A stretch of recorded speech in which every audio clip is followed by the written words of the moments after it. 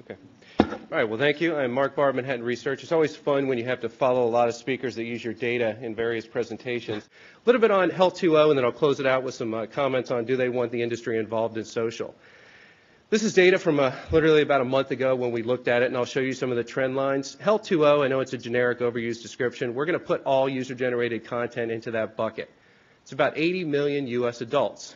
Now, Jack from WeGo had an interesting conversation earlier, and everyone gets so caught up on 80 million people are blogging and posting. No, only about 10-15% of the population actually creates content. And that's an interesting conversation about how do you engage with those vital few that are really creating all the content everyone else reads. You had about 80 million, oh, by the way, about 50 million engaged with social networking specifically for health. So we're looking at some very large numbers engaging with the content. Look at that trend line between 07 and 09. We doubled. Again, we can't regulate based on 04, 05 knowledge. The market's changing very quickly. Some of your fun stats for the day, the bottom left corner there is a little bit of a breakout. We're going to look at age, and then we'll break it out by gender. What you quickly see here, and again, this is why consumers are not all alike, you see that age line trend down. What that tells me at a very quick, simple level, the older you get, the less likely you are to use Health 2.0. Okay? Janie, or Tim, with acne, loves Health 2.0. Irma, on the other end of the scale, may not trust, is not sure what to use with it. She may have a son or daughter actually go and check that information out for her. So we're looking at very different uses of how the channel is used. You also see some differences in gender, and I've yet to come up with a great explanation of this, other than 18 to 24-year-old males do nothing in general, right? They don't engage with Health 2.0, and my best explanation is for why life catches up with you in the 25 to 34 range. Suddenly they're out looking for information like mad. And then they all collapse and everyone's normal for the next, and you kind of trend down over time. Another interesting insight on the right side on the market snapshot, what else do we know? We know they're younger. That correlates with having children. What do we also know? They're much more likely to be a caregiver. So now we got that interesting thing. What drives all the marketers and the industry companies, crazy is I can't get to the Alzheimer's. I can't get to Parkinson's. I can't get to Irma who has age-related macular degeneration. Well, their sons and daughters are using this content. We find that they're significantly more likely when they engage with the user-generated content, not for personal reasons, they're pulling it for someone else.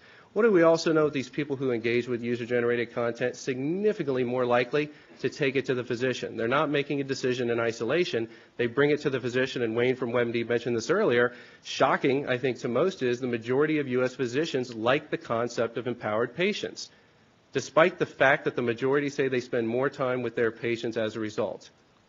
Now, the other side of that is, yes, there are some physician groups that absolutely detest the idea of empowered patients, surgeons, orthopedic surgeons. There's a short list, and we all understand that.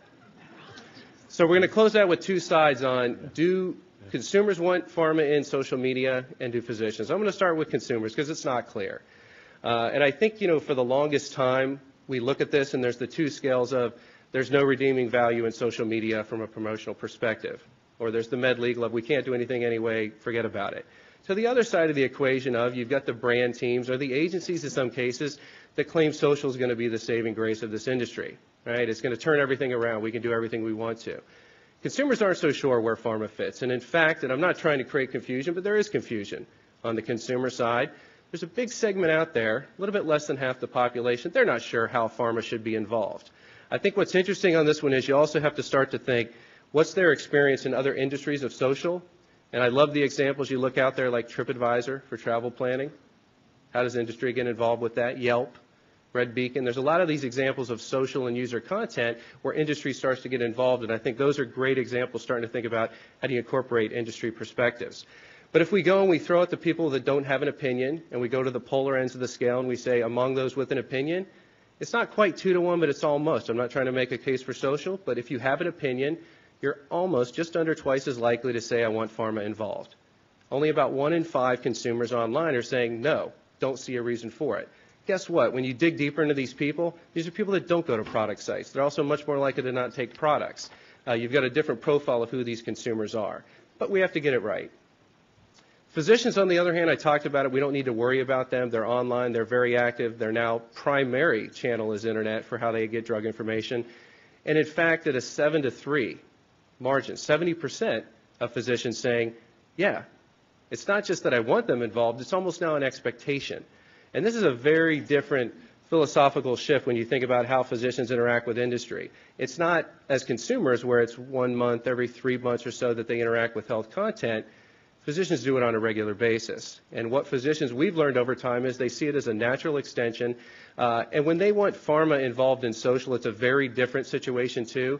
They want things like e-sampling and free journal reprints, and they want all these goodies as part of the community experience, where consumers, when they're in that community experience, they want customer service in a lot of cases. They want answers to their questions in that experience. But physicians, they're ready, they're waiting. I think we're still trying to figure out, again, what makes the world tick is we got to find good business models for this. We're still struggling to find a good business model for physician communities. You heard some this morning. And I would argue most of the entrepreneurs trying to figure out social media for consumer will also freely admit we're still trying to figure out a business model that makes sense. These communities are not going to be built unless there's an economic reason to build them. And I think that's what we're trying to figure out. Farmers put their hands up and said, I can't do anything. I don't have the guardrails. I don't have the guidelines yet. But we won't get those social communities, I think, until we get a better understanding of where the guardrails are. So with that, I've got 15 seconds. Actually, I'm over by 15. I'm sorry. Any questions from FDA panel?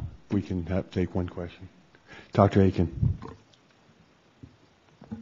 Thank you very much for your presentation. I have 2 questions for clarification. First, how are your respondents recruited? And then if you could explain how these data constitute a randomized study. Yeah, no, great question. I probably should have gone to the methodology a little bit up front. We've been doing these annual snapshots for many years, so similar to the way Pew goes out and does, I should have said random digit dial, is really a methodology that we're doing for a lot of ours. Historically, that was telephone, right? That was one of the better methodologies to do. We actually do hybrid methodologies now. That's CyberCitizen Health. We're doing a combination of telephone as well as mobile sampling. So when you're going out, random digit dial, RDD sample to go out to take a snapshot 18 years plus, basically anyone in the U.S. can qualify. When we do some of those other studies, I didn't actually touch on the consumer ones. The physician, we're doing the same methodology. Any U.S. physician, practicing physician can qualify for the research to do that. So the randomization simply refers to how people are recruited. Sampling method, sampling frame. Thank you. Yes. Any other questions? Thank you for your presentation, Ms. Bard.